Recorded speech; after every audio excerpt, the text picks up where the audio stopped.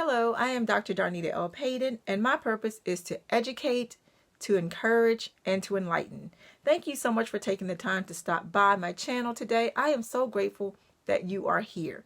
Before you leave, please give this video a thumbs up, leave a comment, subscribe, turn on the notification bell so that you will be notified when I upload a video every Tuesday.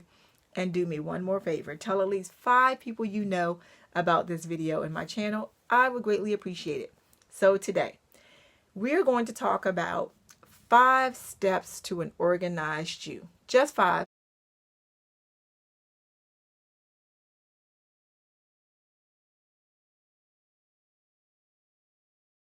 I like the number 5. It's enough to challenge you, but not so many steps to make you feel overwhelmed. 5 steps to a more organized you.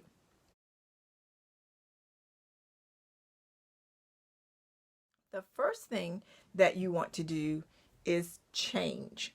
Again, if you saw my last video on change, you know that some people give the eye roll when you say the word change. But this is a happy change. It's a productive change. It's a positive change. So I would help you to put your focus on changing your BLT. And no, that is not bacon, lettuce, and tomato. I get that a lot. It's an acronym that I created to talk about behaviors, language, and thinking.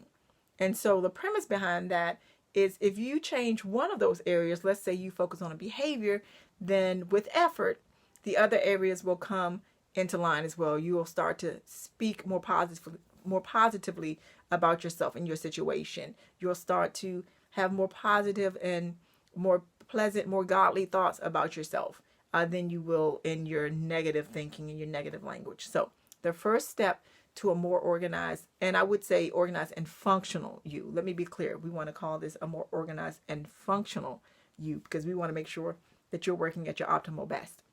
So you're going to strive to work on one of those areas, behavior, language, or thinking, and then with effort, the other 2 areas after you work on the first one will also begin to change. That doesn't mean that it happens just, without any effort. You do have to put in the effort. But changing and focusing on one area tends to help the other 2 areas as well. But I want you to strive to affect change in all 3 areas: behavior, language, thinking. BLT.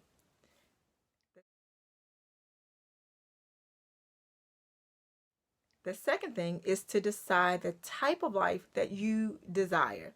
I am often surprised by people who have no clue what type of life they want to live. So generally when I am working with someone, one of the first things I ask them is, okay, what are your goals for your life? What type of life do you want to have?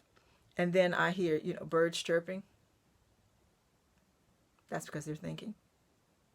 Or your tumbleweed is rolling down the middle of the street. That's because they have no clue.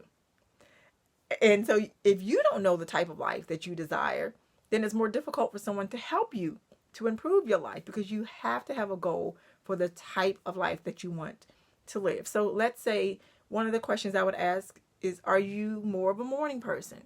Do you desire to get things done before noon or 2 p.m. so that you can have the rest of your day to yourself? Or are you more of a night owl where you pace yourself and you do things later in the day? Do you want to live in a house or an apartment? Do you desire to own a house or a condo? Or are you okay being a renter? Do you like working for someone else? Or would you like to be an entrepreneur and be the boss? I'm biased in this one because being the boss is sort of awesome. But I've done both. So yes, being the boss is absolutely awesome. But you need to know that about yourself. Do you not mind if you work a traditional 9-to-5 job and say you work for 30 years and then you get your retirement? Or would you prefer, again, to start your own company, be an entrepreneur, and you get to call the shots being the boss, knowing that there are pros and cons for both? So you would need to know what type of life you desire. So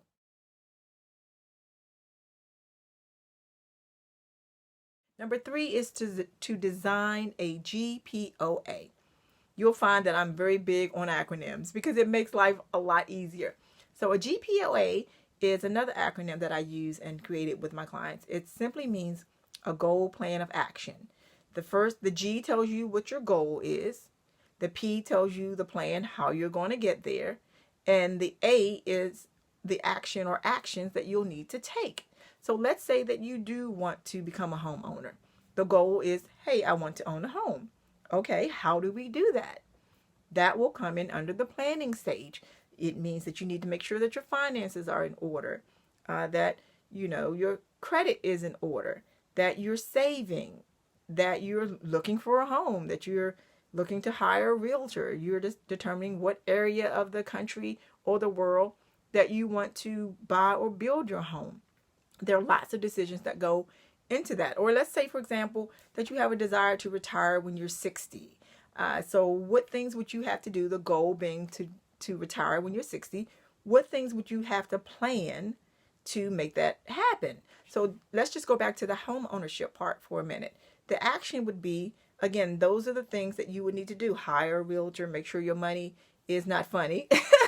Make sure that you have, the down payment, or that you're in the right loan program, or if God has blessed you to pay cash for your house, hallelujah. You need to plan, and you need to make those actions. You need to do those actions to make the plan work to achieve the goal. GPOA. So home ownership or retirement, you would have the goal, you would make a plan, and then you would institute the actionable steps. Generally, it's best if they're measurable steps, so that you can go back and see whether you succeeded or whether you need to tweak some things in some areas. And remember that life is a marathon. Slow and sometimes easy wins the race.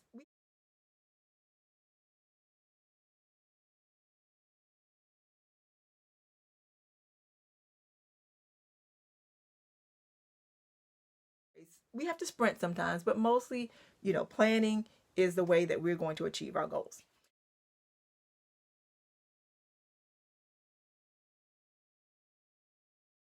And then you want to focus.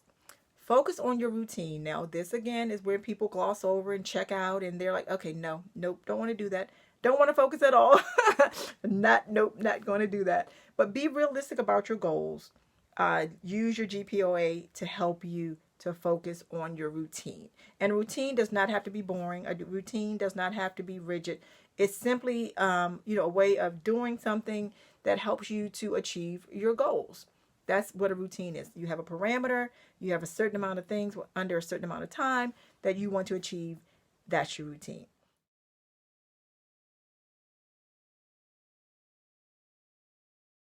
And then finally, you want to seek help. And this one is where most people, again, just say, okay, yeah, no, don't want to do that. Seeking help doesn't have to be a negative. Let's go back to the plan of retirement or buying a home. That could mean that you hire a money manager, or of course you'll need to hire a realtor unless you're really good at doing that yourself. But it can mean some things in our lives where we're not so great at doing those things, and we bring in someone to help us to achieve those goals. For example, I can change a tire and I know how to change oil in my car, but I don't desire to do any of those things, so I hire a mechanic. So that's an example of how you can seek help. But if you do need help, in life with something that's more challenging, maybe you need to talk to your doctor because it's a physical ailment, or you need to talk to someone because you're having difficulty dealing with life. That's okay. Maybe it's your pastor that you're talking to. Absolutely okay. So seeking help is not a negative thing. And I want to make sure that no one dissuades you from ever doing that if you need help, either for something that's difficult for you or something that's just a goal and you need some assistance. So those are the 5 steps to a more organized and functional you. You're going to change either your BLT, your behavior, language, and thinking. You're going to decide the type of life that you desire to live. You're going to design that GPOA, which is your goal plan of action, and you're going to focus on your routine to make sure that you can get those things accomplished. And then finally, you're going to seek help when you need it. So there you are. I hope these 5 steps have been helpful. I want to thank you again for stopping by today. Don't forget to give this video a thumbs up, to comment, to subscribe, turn on the notification bell so that you don't miss when I upload a new video, and tell at least 5 people that you know about this video. If no one has told you today how awesome you are, I want you to know that you are absolutely, positively awesome. Take care. God bless.